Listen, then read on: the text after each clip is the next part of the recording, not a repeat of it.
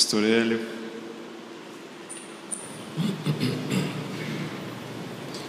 Trará então a última mensagem deste encontro.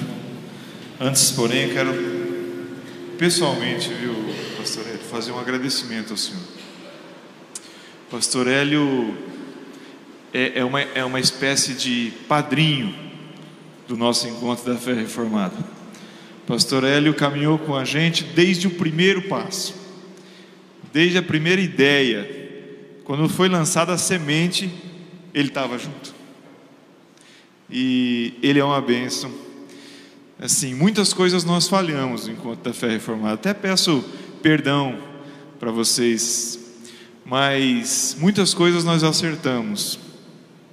E dentro dessas coisas que nós acertamos, eu posso dizer para vocês que 90% tinha a mão do querido Pastor Hélio.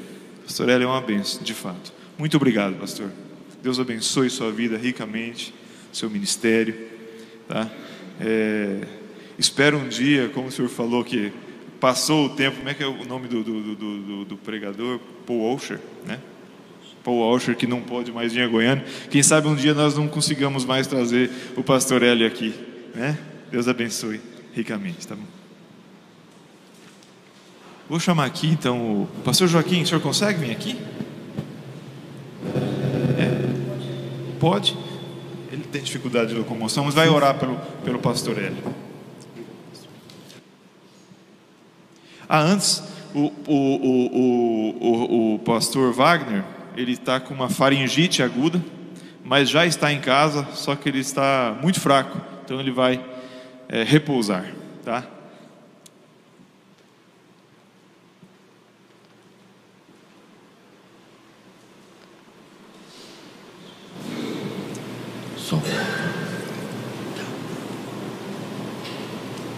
Oremos.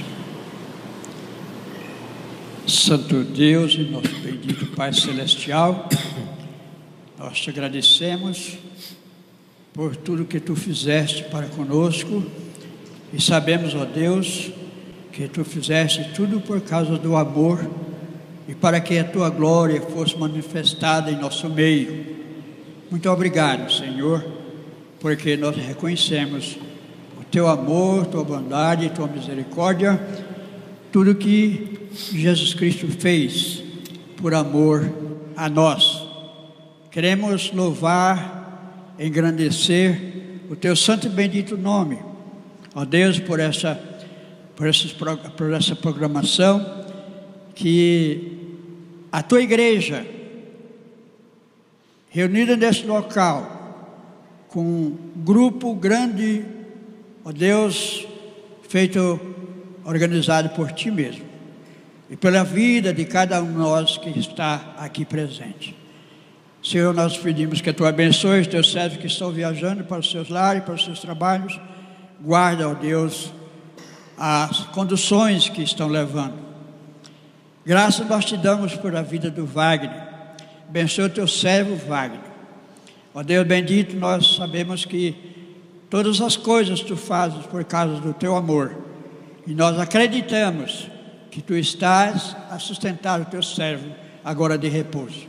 Abençoe o teu servo pastor Hélio e a todos nós aqui presentes, e que ainda no restante desse dia, ó Deus, pensando, vendo e atualizando por causa da tua vida sobre nós, da tua misericórdia sobre nós. Cada um de nós e os nossos que estão aqui, aqueles que já foram para os seus lares, para os seus trabalhos, e guarda e continua, ó Deus, a nos guardar, em nome de Jesus, que nós oramos, hoje, para todos sempre. Amém, Senhor, e amém. Amém. Irmãos, muito obrigado por essas palavras carinhosas, as quais a gente sabe que não é digno de nem um terço delas, né?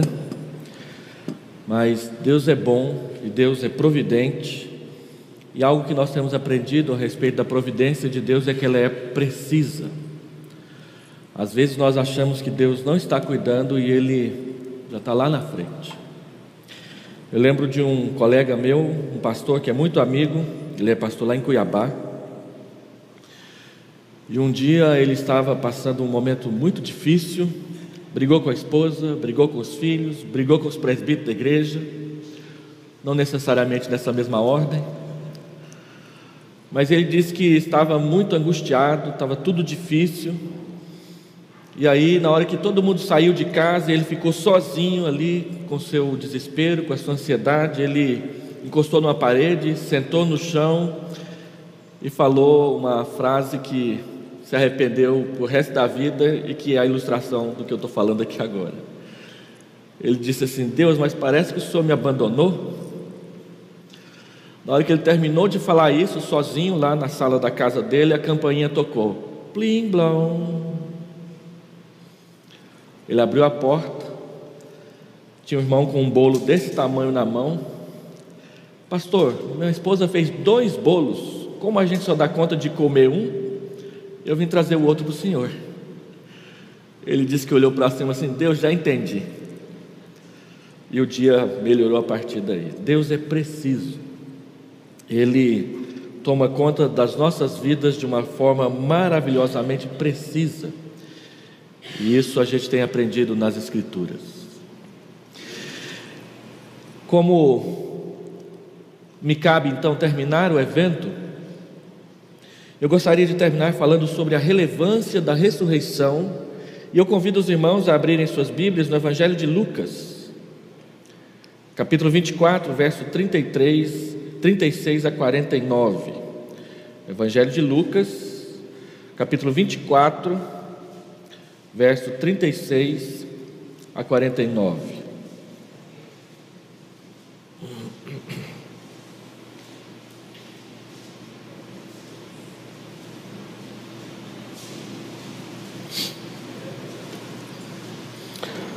A relevância da ressurreição. Falavam ainda estas coisas quando Jesus apareceu no meio deles e lhes disse: paz seja convosco. Eles, porém, surpresos e atemorizados, acreditavam estarem vendo um espírito. Mas ele lhes disse: por que estáis perturbados? E por que sobem dúvidas ao vosso coração?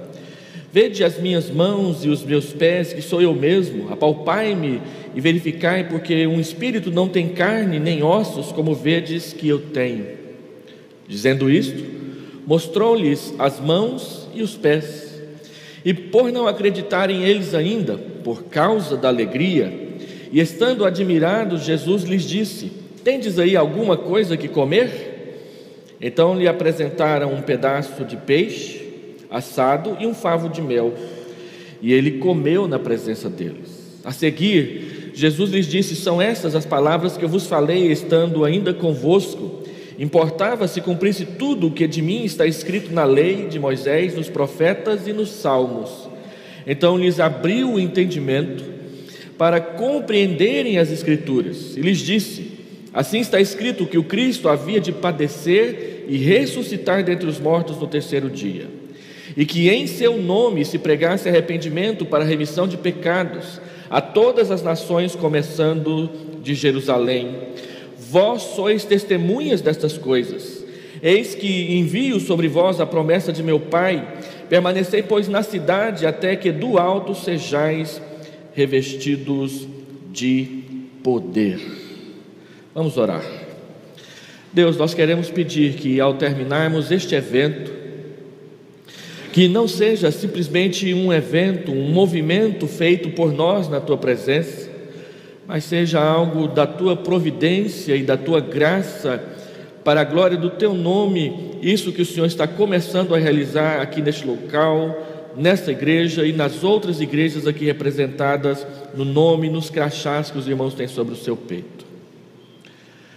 Ó Pai, faz a Tua obra no nosso meio, e no decorrer dos dias faz ela ficar conhecida, não como uma obra de homens pecadores que se equivocam o tempo todo, mas como uma obra de Deus no coração, na mente, na vida de homens e de mulheres que aprenderam a temer o Teu nome.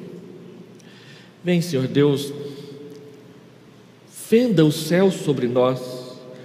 Se fendesses os céus e descesses, como quando o fogo faz ferver as águas, como quando o fogo queima os gravetos secos, de tal forma que o Senhor age no meio do teu povo, e aquilo que o Senhor faz se torna bênção na vida de tantas outras pessoas.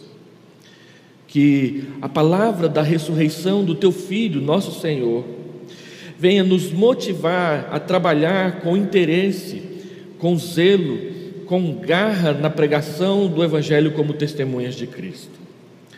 Oramos, pedimos estas coisas em nome e por amor do Senhor Jesus Cristo. Amém, Senhor Deus. Meus irmãos, a humanidade, ela tenta de todas as formas negar a morte, ou pelo menos retardar os seus efeitos. Na sua concepção materialista e evolucionista da vida, os homens, as pessoas do nosso tempo, acreditam que podem controlar o processo evolutivo e assim dominar a vida e atrasar a morte. Contudo, apenas Jesus Cristo afirmou ter dominado a morte. A forma como ele o fez foi tê-la vivido ele mesmo, destruindo o seu poder através da sua própria ressurreição. Os irmãos se lembram? O Senhor Jesus declarou convictamente: eu sou a ressurreição e a vida. E mais adiante ele disse: quem crê em mim, ainda que morra, viverá. E todo o que vive e crê em mim não morrerá eternamente, pois eu ressuscitarei no último dia. Ele também declara através de João, no livro de Apocalipse, capítulo 1, versículo 17, versículo 18: eu sou aquele que vive, estive morto, mas eis que estou vivo pelos séculos dos séculos, e tenho as chaves da morte e do inferno. Ter a chave significa que ele tem autoridade tanto sobre a morte quanto sobre o inferno. E desde cedo a igreja aprendeu a crer e a confiar nessa autoridade de Cristo sobre a morte. Por isso testemunhou o Evangelho e tem testemunhado o Evangelho com coragem e disposição, explicitando claramente a sua confiança quanto à ressurreição do seu Senhor. A pregação da igreja primitiva era a seguinte: vós o matastes, Deus o ressuscitou, nós somos suas testemunhas. Está escrito com todas as letras em Atos, capítulo 2, verso 23, verso 24, verso 32. Também está escrito em Atos, capítulo 3, versículo 13 a 15, e também no capítulo 5, no versículo 30 e no versículo 32. Vós o matastes, Deus o ressuscitou, nós somos testemunhas. Afirmar a ressurreição implica ter de enfrentar 3 perguntas cruciais. Qual o significado da ressurreição? Ela aconteceu de fato? Qual a sua importância para nós e para o mundo? Ao lermos esse pequeno trecho das narrativas da ressurreição do Senhor Jesus, nós podemos perceber facilmente que Lucas está completamente e profundamente envolvido com as respostas a essas 3 perguntas. Às vezes achamos que as perguntas mudaram com o tempo, mas isso não é verdade. As mesmas perguntas que os apóstolos, os discípulos tiveram que responder no passado, nos são feitas hoje. A cada filme que vai sendo colocado nas telas do cinema a respeito da história de Jesus, a respeito da morte, da ressurreição de Jesus, nós percebemos que o mundo continua com os olhos arregalados diante daquela cruz e diante da beleza da ressurreição, que muitas vezes não consegue acreditar, e por isso trata as histórias da Bíblia como histórias da carochinha e não como verdade, como de fato é. E nós, como testemunhas disso, temos pregado na nossa vida como igreja. Cada aula que é surgida na faculdade, no colégio, a respeito dessas questões em torno de Jesus Cristo, a cada encontro familiar de final de semana, quando as ideias e preconcepções e preconceitos a respeito de Jesus são nos levantados por cada pessoa e por qualquer grupo específico. Lucas, ele nos descreve que a ressurreição aconteceu e que ele fez mais do que simplesmente ouvir e recontar ou repostar no seu WhatsApp particular. Ele disse que foi lá. pesquisou, perguntou, conversou com as pessoas que viram, que ouviram, que testemunharam pessoalmente a ressurreição depois da morte do Senhor Jesus Cristo. Lucas, de todos os livros do Novo Testamento, ele é o que é mais semelhante, é o que está mais perto de nós, porque Lucas não conheceu Jesus fisicamente. Lucas é um convertido através da pregação do apóstolo Paulo. Era um médico, era um profissional de saúde, e ele, que tinha um interesse particular em história, ele diz: eu vou lá. E o capítulo 1, do versículo 1 ao verso 4, inspirado por Deus, ele diz: eu pesquisei, eu conversei com as pessoas, eu fiz as perguntas que precisavam ser feitas, para que você, Teófilo, tivesse um relato acurado desde o começo até hoje, a respeito de Jesus e do seu evangelho. Ele não era um dos apóstolos ou dos discípulos que havia andado com Jesus e tinha estado com ele durante aqueles eventos daquela Páscoa. Na verdade, ele escreve o seu evangelho uns 30 anos depois do ano 70 da nossa época. A crucificação de Jesus está localizada ali por volta do ano 28 até o ano 30 depois de Cristo, e Lucas vai escrever seu evangelho 30 a 40 anos depois da ressurreição de Jesus ter acontecido. Ele não foi uma testemunha ocular. As bases da sua fé em Cristo são exatamente as mesmas bases sobre as quais nós hoje, no século 21, construímos a nossa fé: o testemunho das Escrituras, a pregação da igreja e a revelação do Espírito Santo ao coração de cada um que ele converte ao evangelho do Senhor Jesus Cristo. Então ele diz que investigou, ele pesquisou, ele perguntou, ele foi atrás da notícia para repassá-la com fidedignidade para as demais pessoas. O seu objetivo é conduzir o seu discípulo Teófilo a ter plena certeza das verdades nas quais ele tinha sido instruído, capítulo 1, versículo 4 do Evangelho de Lucas. Sendo ele médico, ele ressalta principalmente as características da humanidade de Cristo. Sendo assim, a narrativa da ressurreição que Lucas faz ressalta alguns detalhes singulares a respeito do corpo, da forma, do jeito, de como que o Senhor Jesus se comporta logo após ter saído vivo daquele túmulo lá em Jerusalém. E por causa disso, nessa manhã eu gostaria de falar sobre a relevância da ressurreição, a fim de assegurar que estamos firmes e plenamente convictos das verdades que nós temos sido instruídos na igreja já faz algum tempo, desde que entregamos nossas vidas para Jesus. E em primeiro lugar, é preciso perceber que assim como o assunto da ressurreição ainda é surpreendente hoje em dia, não foi diferente para os apóstolos, quando o Senhor Jesus, aí verso 36 a 37, no verso 41, se apresenta pela primeira vez ressuscitado perante os seus discípulos, eles ficam atemorizados. Lucas deixa claro que a ressurreição de Cristo, ainda que ele tivesse profetizado, ainda que ele tivesse dito que iria acontecer, ela surpreendeu e ela atemorizou os próprios discípulos que estavam acostumados a andar com o Senhor Jesus.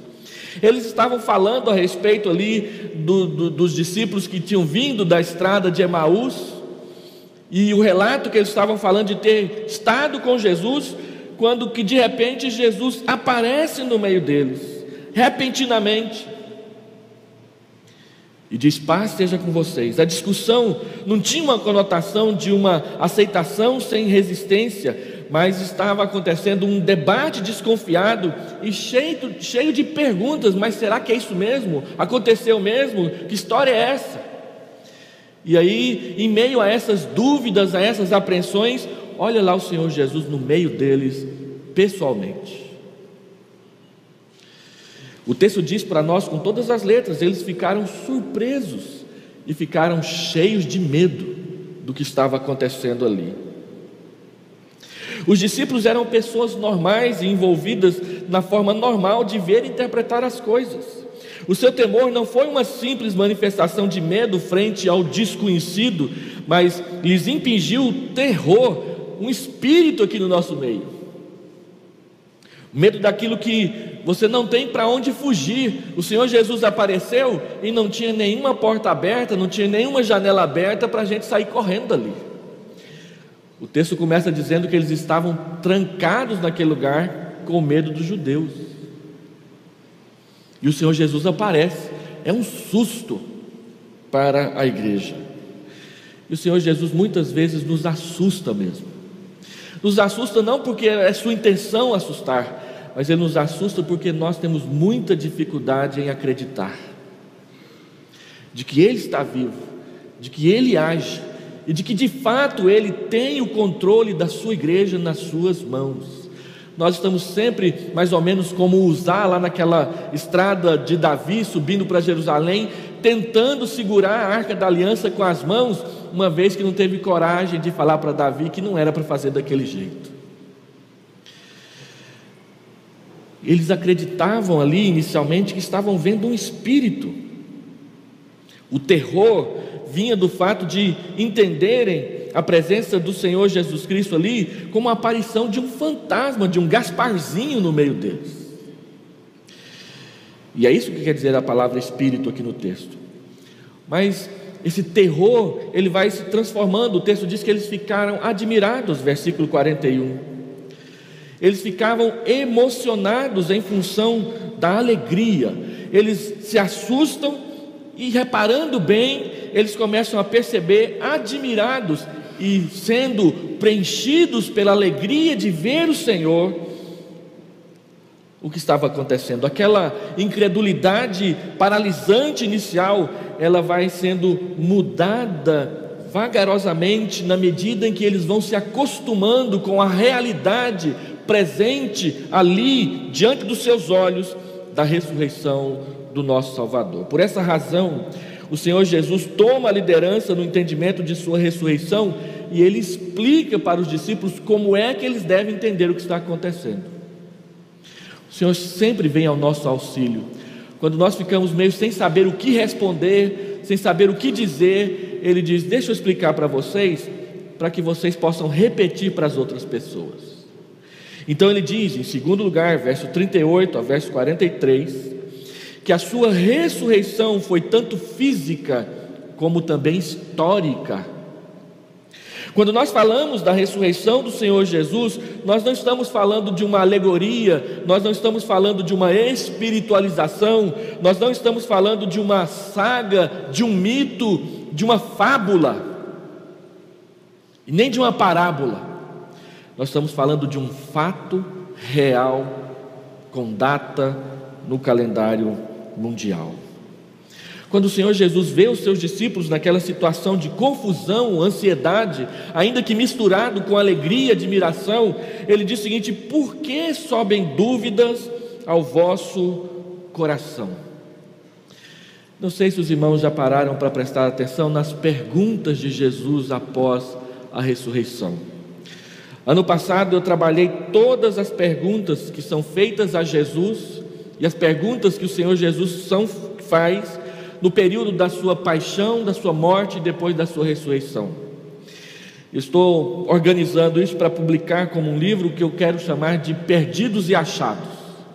É interessante você olhar quando o Senhor Jesus vai para Jerusalém e Ele está pregando, então é preso. Várias perguntas são feitas para Ele, e Ele também faz algumas, antes da sua crucificação. E a maioria das perguntas que são feitas a Jesus são feitas por pessoas que não creem nele, os perdidos. Mas depois da ressurreição, só o Senhor Jesus faz perguntas. E todas as perguntas que o Senhor Jesus faz são dirigidas aos seus discípulos, os achados. Como o pastor preocupado com as suas ovelhas, ele sai procurando as suas ovelhas e as reúne outra vez debaixo do seu cajado. E os irmãos se lembram, Maria Madalena está lá diante do túmulo chorando. Cadê o corpo de Jesus? Quem foi o sequestrador do corpo de Jesus? Então o Senhor Jesus pergunta: Maria, por que você está chorando? É óbvio, por que você está chorando por um morto que está vivo? Então ele vai perguntando para as pessoas. 2 discípulos descem na estrada de Emaús, e o texto diz que eles vinham conversando a respeito dos últimos acontecimentos, e Jesus entra no meio da conversa e começa a caminhar com eles, e não se deixa perceber que é Ele que está com eles. E eles, entristecidos, desesperançados, desesperançosos, vão descendo a estrada de Emaús. E então Jesus pergunta: o que está acontecendo? E então eles falam assim: mas você não assistiu o Jornal Nacional ontem? Você não assistiu o Primeira Hora hoje de manhã? Nós estamos falando de Jesus, que a gente achava todos os verbos no passado. Tem até um pessoal que diz que ressuscitou, mas ninguém viu nada. Então o Senhor Jesus abre o entendimento deles, para que eles percebam, e a partir dali Ele explica a respeito da sua morte e ressurreição em todas as Escrituras. Ele pergunta isso aqui para os discípulos. Ele vai perguntar para Tomé: Tomé, porque me viste e creste? Bem-aventurados os que não viram e creram. Porque Tomé, eu acho que ele nasceu lá em Goiás. Lá em Goiás, quando você fala assim: deixa eu ver, tem que pôr a mão. Se você mostra uma laranja, deixa eu ver, tem que pegar na mão, senão não viu. Tem que pegar.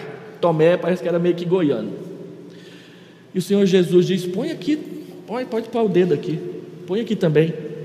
Não seja incrédulo, seja crente. Mais bem-aventurado é aquele pessoal lá de Campo Grande que não viu e creu. Ele vai perguntar para Pedro: Pedro, tu me amas?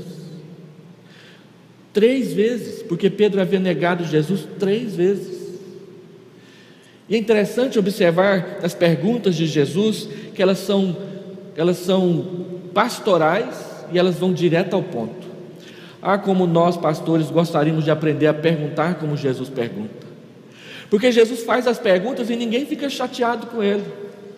Um dia apareceu um casal no meu gabinete, um filho de 12 anos que já estava mantendo relações sexuais com a namoradinha também de 12, morrendo de preocupação, porque naquela época o menino podia ser preso por causa disso, e o pai responsabilizado. E aí a esposa fala, e o maridão sentado lá do lado sem falar uma palavra. Aí eu fiz uma pergunta, que bobagem que eu fui fazer na minha vida. Eu perguntei para a irmã: minha irmã, por que só a senhora fala e o seu marido não fala nada? O homem quase caiu da cadeira na minha frente, e ela ficou com raiva de mim 3 anos por causa disso. Virou a pedra no meu sapato naquela igreja, porque eu fiz uma perguntinha. Se ele era o cabeça da família, por que só ela que falava e ele não falava nada? Então, às vezes, no gabinete pastoral, nós fazemos umas perguntas, e as pessoas, se tivessem pedras, metralhadoras e bombas atômicas, elas só faziam em cima do pastor. Mas Jesus não, Jesus pergunta, ele vai direto ao ponto, e parece que o povo se acalma, se acha, se encontra. Nós gostaríamos muito de aprender a perguntar no gabinete pastoral como o Senhor Jesus Cristo pergunta. Ele vai direto ao ponto, ele é intrigante e ao mesmo tempo ele é pastoral. Ele abre a porta para tratar da ferida que está ali no coração e que precisa ser lançada fora. O Senhor Jesus pergunta: por que sobem dúvidas ao vosso coração? Eu não disse que ia acontecer isso? Lembra? As perguntas do Senhor Jesus, elas são as perguntas do pastor que ajunta as suas ovelhas. As perguntas de Cristo não só questionam as nossas apressadas interpretações quanto ao significado da sua história e da sua missão, como também nos consolam e nos dão a verdadeira perspectiva de como encarar a vida que está diante de nós. E ele então diz: vede que sou eu mesmo.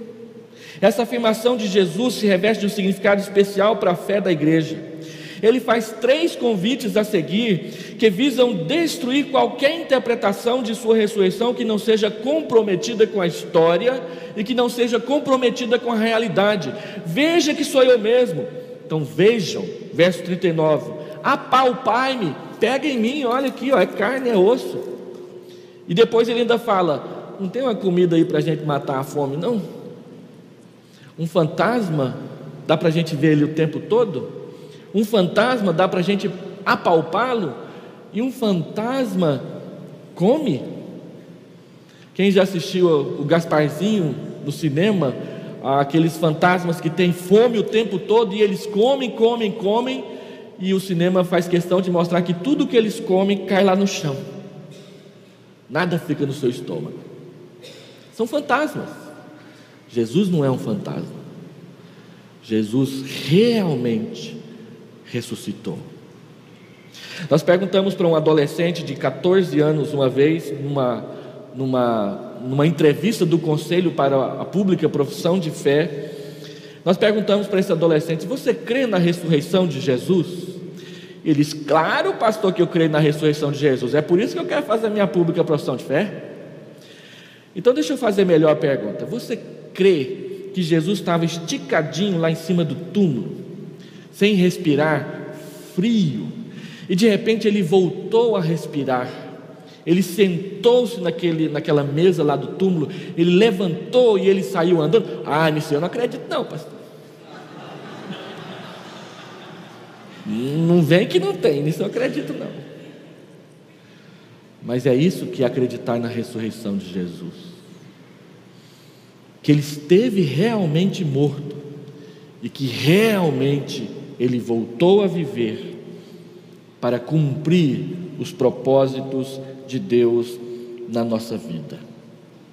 O que é essa afirmação de Jesus, vede que sou eu mesmo, tem a ver com o que nós cremos a respeito da ressurreição? Eu gostaria de apontar um comentário que o Dr. John Stott faz em um dos seus livros a respeito daquilo que nós não cremos sobre a ressurreição. Em primeiro lugar, nós não cremos que o Senhor ressurreto é apenas uma influência que sobreviveu, uma memória do seu exemplo que continua sendo uma inspiração para nós. A maioria dos repórteres da televisão querem que o vejamos assim. Interpretar a Cristo como se ele fosse apenas uma memória é a mesma coisa que aquelas gravuras que a gente vê em alguns muros por aí: Che Guevara não morreu, Elvis Presley não morreu, e agora Michael Jackson não morreu. Uma memória, uma lembrança. Não, Jesus não ressuscitou no sentido de que nós lembramos dele e ele está vivo na nossa memória. Segundo lugar, nós não cremos que o Senhor ressurreto é um cadáver que ressuscitou. A ressurreição, meus irmãos, é muito mais do que simplesmente voltar a viver. Todas aquelas pessoas que o Senhor Jesus Cristo ressuscitou durante o seu ministério morreram outra vez. Ele não. Então a ressurreição de Jesus é superior à simples ressuscitação.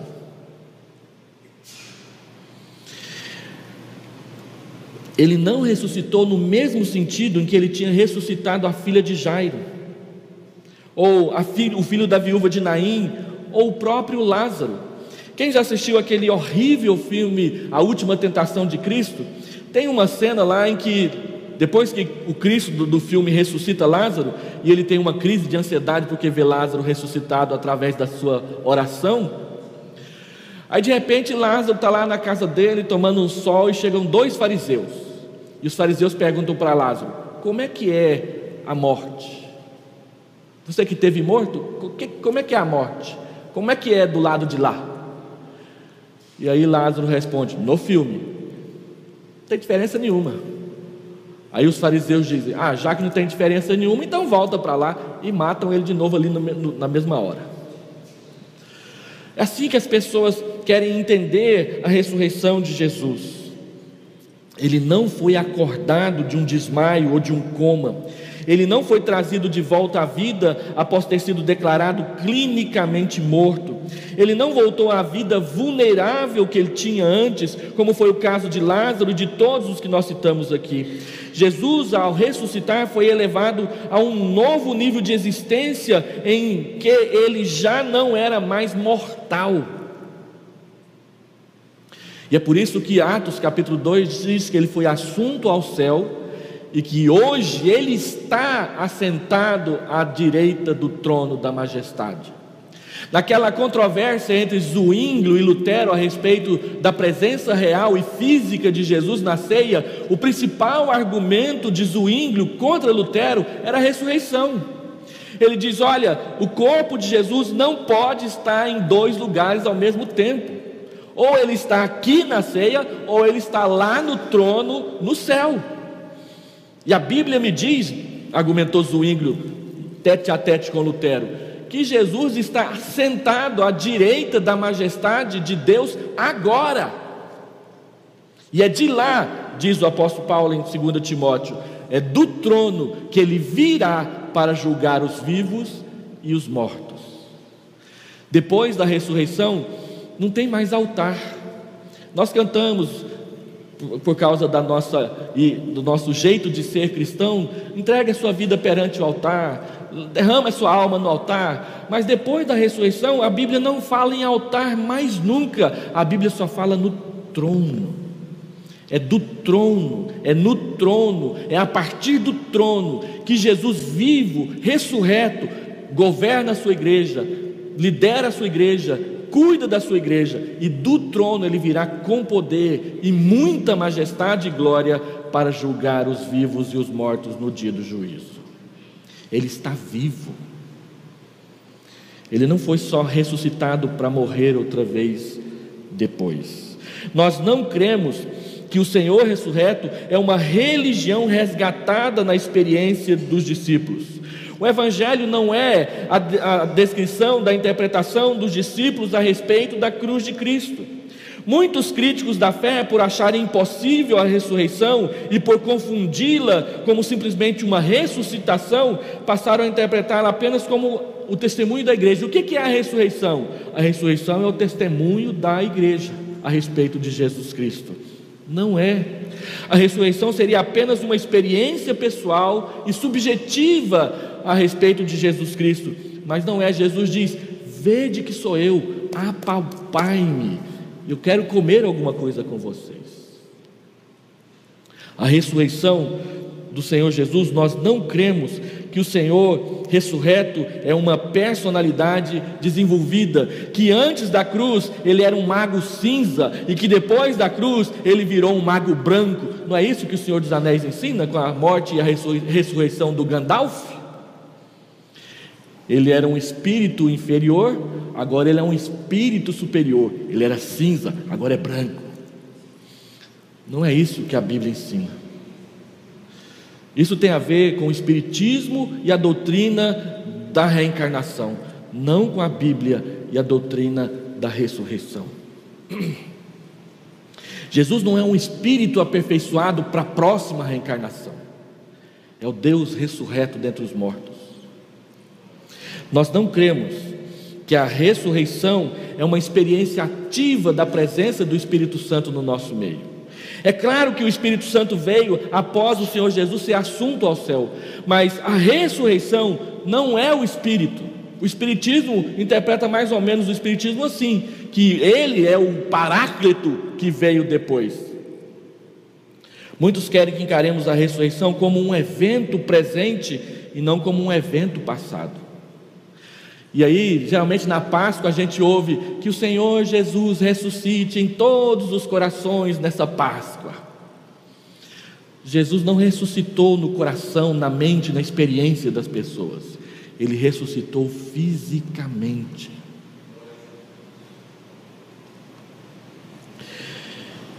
Então, tendo dito isso, o que nós cremos a respeito da ressurreição?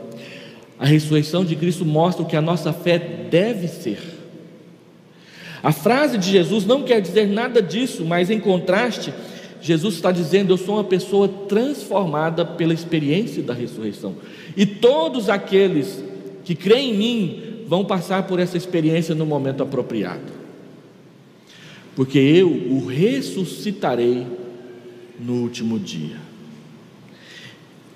João 5 diz que ele virá diante dos túmulos e o chamará novamente à vida. No dia da ressurreição, o melhor lugar para a gente estar vai ser no cemitério, porque vai ser onde as pessoas vão se levantar, na grande maioria dos casos. Aquele lugar que para nós hoje é local de tristeza, de lembranças, de saudade, e para alguns de medo por causa de história de cemitério. Eu conheço alguns presbiterianos que fazem o possível para não comprar nada perto de um cemitério, porque tem medo do que possa acontecer ali após a meia-noite. O máximo que pode acontecer é aqueles góticos invadirem o cemitério para roubar algumas cabeças de esqueleto para levar para a casa deles, né? Mas não, é a ressurreição.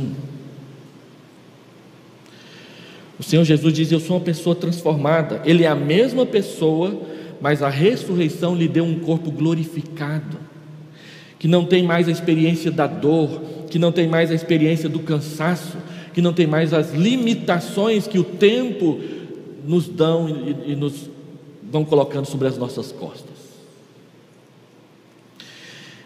Ele está cumprindo o que está escrito no Salmo 16, verso 10, que o seu corpo não verá corrupção. A ressurreição é um evento físico, objetivo e histórico. Com isso queremos dizer que ele aconteceu realmente, envolveu o corpo real de Cristo, que é um evento datável na cronologia do tempo e da história mundial, e que os relatos bíblicos a respeito da ressurreição são história verdadeira e não simplesmente histórias, romances que foram escritos a respeito de Jesus Cristo. Diante desse fato, qual é então o significado e a relevância da ressurreição? Em terceiro lugar, verso 44 a 49, o Senhor Jesus explica o significado e a relevância da sua ressurreição. Primeiro, ele diz que a ressurreição é o cumprimento das Escrituras. O cumprimento das Escrituras é a declaração de que Deus estabeleceu um propósito, declarou-nos nos escritos antigos do Antigo Testamento e os cumpre no decorrer da história, pela citação que Cristo faz da lei de Moisés, dos profetas e nos Salmos, no versículo 45, ele mostra que todo o Antigo Testamento dá testemunho objetivo dele, da sua morte e da sua ressurreição. Logo, a ressurreição tem a ver com o andamento do propósito de Deus para nós, conduzindo-nos ao tipo de vida que de fato glorifique o nome de Deus. E abrindo um parêntese, se todas as promessas da Escritura com respeito à primeira vinda de Jesus se cumpriram, então todas as promessas do Antigo e do Novo Testamento com respeito à segunda vinda também se cumprirão. O cumprimento da primeira parte garante e promove o cumprimento da segunda parte. Por que eu creio com segurança na volta do Senhor Jesus Cristo? Porque a Bíblia disse que Ele viria a primeira vez e Ele veio. Agora nós sabemos que a Bíblia diz que Ele virá a segunda vez, então Ele virá. Nós cremos na palavra do Senhor. Segundo, a relevância da ressurreição mostra que a morte e a ressurreição do Messias estavam prometidas e tem a ver com o perdão dos nossos pecados. O Messias prometido nas Escrituras não era um Messias estereotipado segundo as ideologias, as ideias, as interpretações humanas baseadas nas conquistas e na manutenção do poder de um povo sobre outros povos. Mas ele era um Messias que padeceria injustamente e ressuscitaria ao terceiro dia. Lucas não diz de onde o Senhor retirou a base da sua interpretação, mas sabemos que textos como o Salmo 22, Isaías 53 e os demais cânticos do servo no livro de Isaías fazem parte do fundamento sólido, histórico e bíblico dessa interpretação de Jesus. Terceiro, a relevância da ressurreição está no fato de que pela ressurreição a remissão dos nossos pecados está garantida. O Novo Testamento afirma isso o tempo todo. 1 Timóteo 1,15: Cristo veio ao mundo para salvar pecadores. O cântico de Simeão diz lá para Maria e José: olha, este menino que nasceu vai ser fonte de contradição, e ele salvará o seu povo dos pecados deles.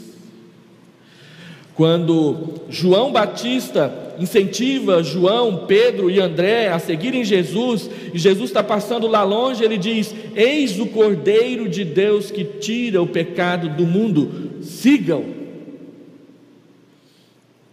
Ele é o Cordeiro de Deus que tira o pecado do mundo. O primeiro fruto da ressurreição é a pregação do arrependimento para a remissão de pecados. Essa remissão dos pecados está diretamente ligada ao nome de Cristo, naquilo que Ele é, naquilo que Ele fez na cruz, e nós repassamos na noite anterior. Na cruz, Cristo morreu em nosso lugar, a morte que nós merecíamos morrer, e a isso nós chamamos de expiação, a fim de poupar-nos, e não somente poupar-nos, também perdoar-nos. A remissão dos pecados é o centro, é a essência da pregação missionária da igreja. Nós queremos plantar igrejas no Irã, no Iraque, no Afeganistão, no Paquistão, na Índia, na China, na Rússia, não é porque nós queremos dominar aquelas nações, mas é porque nós queremos proclamar o perdão dos pecados que o Senhor Jesus lhes oferece a partir da cruz.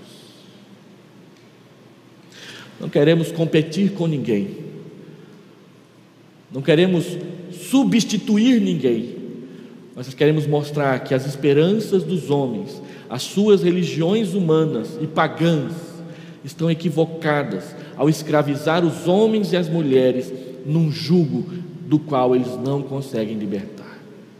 Só Cristo pode. E é por isso que a igreja corre sério perigo quando ela substitui a pregação de Cristo pela pregação dela mesma. Porque a igreja é tão pecadora quanto todo o resto da humanidade. Só Jesus é quem garante o perdão, a purificação e a santificação para nós podermos viver para Deus. Quarto lugar, a relevância da ressurreição está no testemunho dos discípulos. Os discípulos são chamados a partir de agora de testemunhas da cruz. Por que o Espírito Santo veio no dia de Pentecostes? Mas recebereis poder ao descer sobre vós o meu Espírito, e sereis minhas testemunhas, tanto em Jerusalém como em toda Samaria e Judeia e até os confins da terra. A vinda do Espírito não foi simplesmente para encher a igreja, mas foi para capacitar a igreja como testemunha, como mártir, de levar o nome de Jesus adiante. Nossa igreja contribui com alguns missionários fora do Brasil. Atualmente contribuímos com missionário no Oriente Médio, num lugar onde há perseguição contra cristãos. Nós o enviamos para lá, o pastor, a esposa e 2 filhos pequenos, que depois de 6, 7 anos lá no campo, seus filhos já estão frequentando universidades naquele local. E aí, sempre que a gente fala sobre missões transculturais na igreja e o desafio do muçulmanismo, sempre alguém levanta o dedo e diz: pastor, eu não concordo com isso não. Tem tanto lugar para a gente evangelizar aqui em Goiânia, para que mandar missionário lá para aquele lugar onde eles vão sofrer e ainda podem morrer? E a resposta é uma só: porque Deus mandou. E é Ele, não somos nós que ficamos lá fazendo lavagem cerebral na cabeça das pessoas. Tem que ser você, tem que ser você, tem que ser você.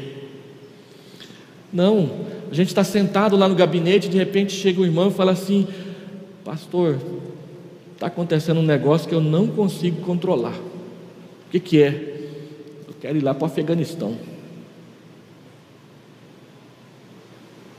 quero ir lá para o Uruguai. Eu quero ir lá para a favela do Rio de Janeiro.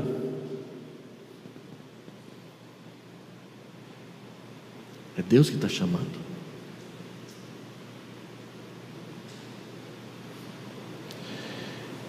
E quando Deus chama, a única decisão sábia a se tomar é obedecer. Meu irmão, que é católico romano, ele disse uma coisa para mim que eu nunca esqueci. Ele disse o seguinte: quando Deus chama, não dá para dizer não. Não dá para dizer não. E a gente só se sente feliz estando aonde Ele quer que a gente esteja. E é interessante que quando Ele quer que a gente esteja em algum lugar, Ele nos coloca lá. Calvino foi pastor de Genebra 25 anos. Quem lê as cartas de Calvino fica assim meio atordoado. Ele fala mal da igreja o tempo inteiro. Ele diz: caiam 10 mil raios na minha cabeça, mas eu não volto para aquela cidade porque eles me expulsaram de lá. Aí vem Farel e diz: mas é Deus quem te quer lá, Calvino. Aí Calvino começa a entender. Ele diz: porque Farel falou, e toda vez que Farel fala eu fico com medo, então eu voltei para Genebra. 25 anos enfrentando oposição, perseguição, dificuldades, injúrias, calúnias.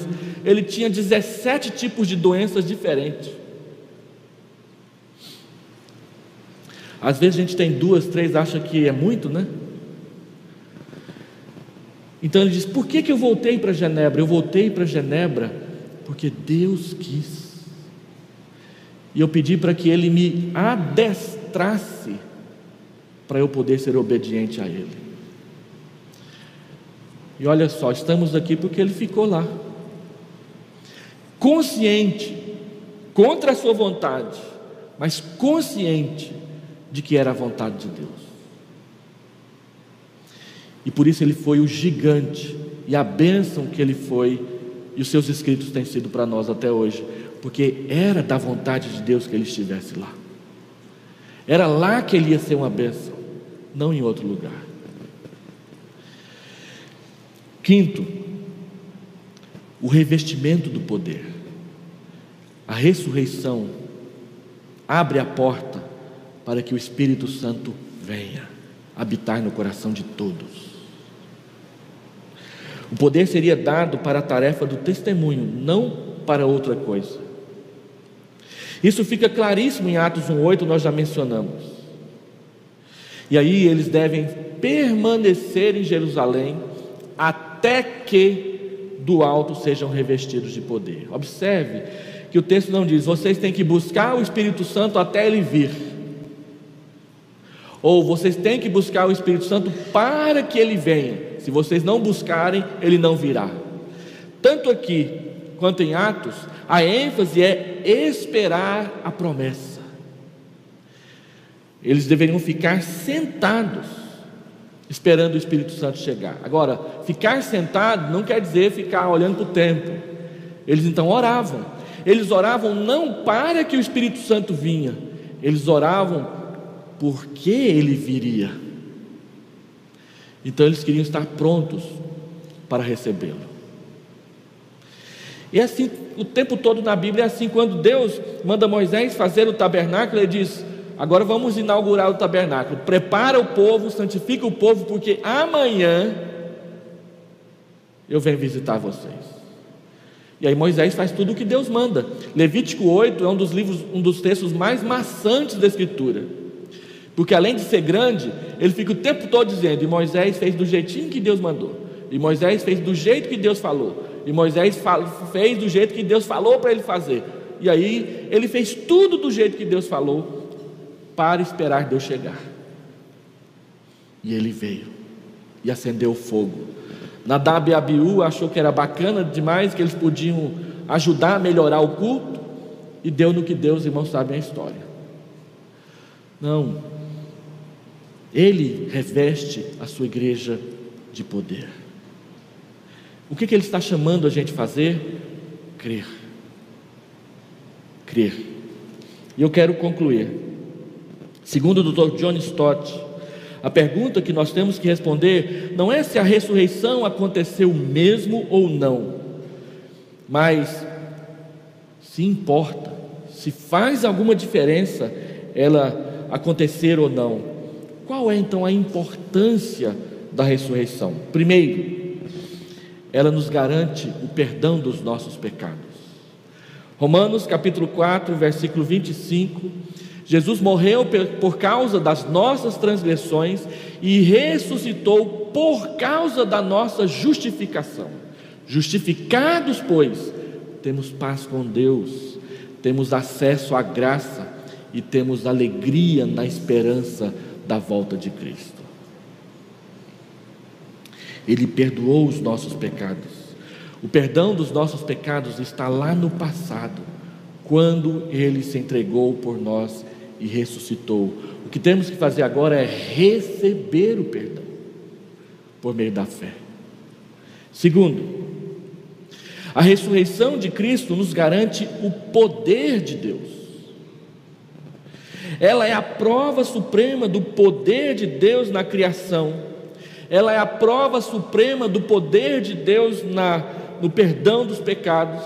E ela é a prova suprema do poder de Deus na ressurreição do corpo.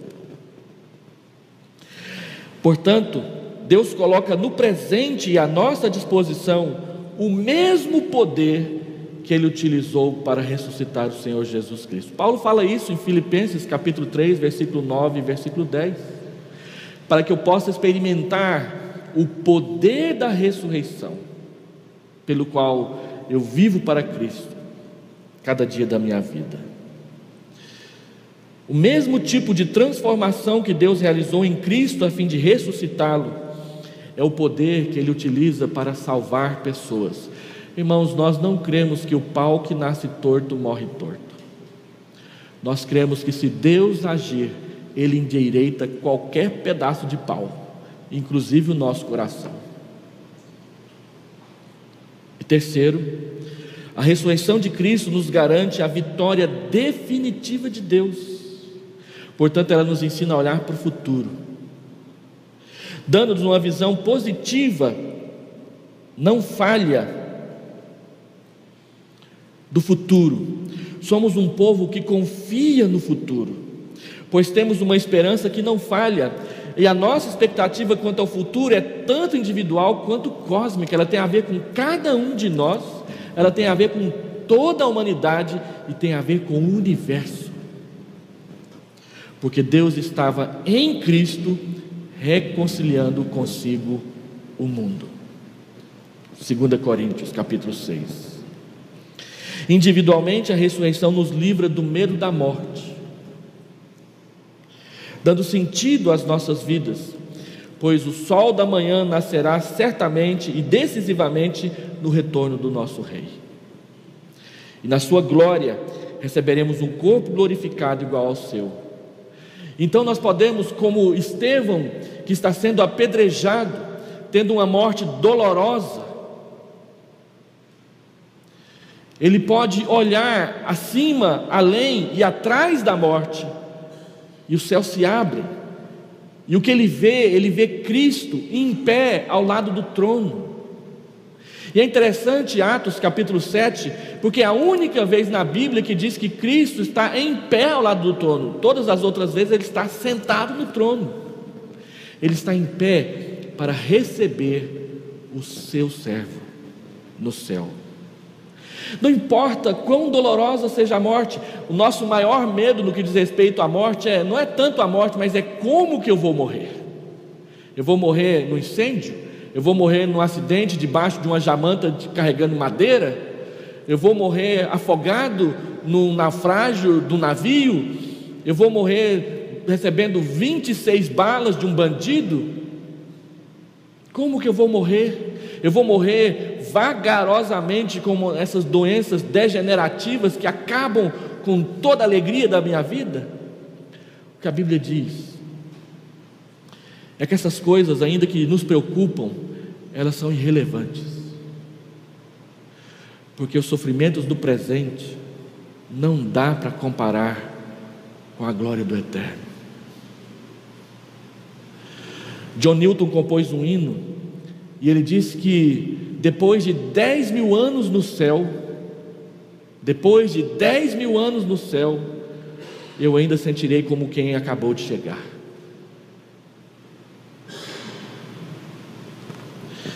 Porque atrás da morte e acima dela, Deus nos capacita com a presença do Espírito Santo, que é consoladora, para atravessar o portão da morte.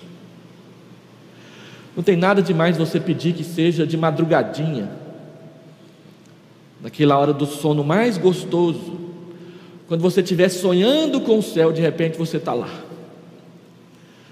Quantos irmãos nossos morreram assim ao nosso pedido? Deus, deixa eu morrer desse jeito também. Mas como vai ser, não sabemos. Ele disse para Pedro: olha, o seu jeito de morrer vai ser meio custoso, Pedro. E já o preparou para isso. Alguns de nós teremos mortes difíceis, outros terão mortes tranquilas, mas tanto uns quanto outros, depois do portão da morte, paz eterna, na presença do Pai. E assim, quanto ao sentido cósmico, que nós cremos que Cristo voltará em poder, a fim de levar toda a história ao ponto final que Ele preparou para ela. A última palavra não é da Coreia do Norte e suas pretensões de fazer bomba atômica. Não é dos Estados Unidos achando que pode apertar um botãozinho vermelho e resolver qualquer questão. A palavra final é do Cristo de Deus. Perante Ele, todos esses farão fila para responder por que não se curvaram diante do Senhor. E nós estaremos lá, do lado direito da sua glória, da sua majestade, não porque merecemos, mas porque Ele é bom.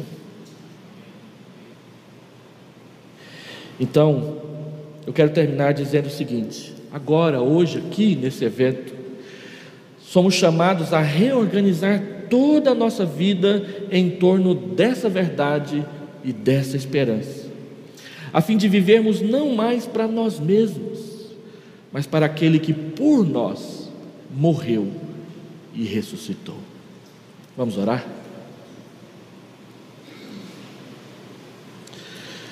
Deus, abençoa cada irmão e cada irmã aqui presente com a Tua graça maravilhosa, abundante, superabundante, com esse amor que nos constrange, com essa tríade da fé, da esperança e do amor, motivando os nossos corações, motivando a nossa fé a perseverar, porque sabemos que o prêmio da vitória vale todo o esforço. Sabemos que não é por causa de quem quer ou de quem corre, mas é por causa do Senhor usar ou não usar a Tua misericórdia e derramar a Tua graça. Eis-nos aqui, ó Deus. Derrama a Tua graça sobre nós, para que seja somente Cristo, para que seja somente pela fé, para que seja somente pela graça, para que toda a glória seja somente para Ti, em nome de Jesus, amém.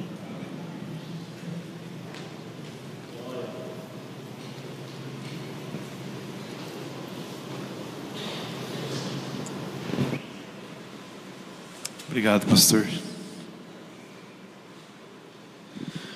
Muito bem, queridos, chegamos então ao final do nosso primeiro encontro da fé reformada. Espero que, na verdade, estou certo de que todos nós vamos sair daqui com o foco ajustado. Amém? Amém.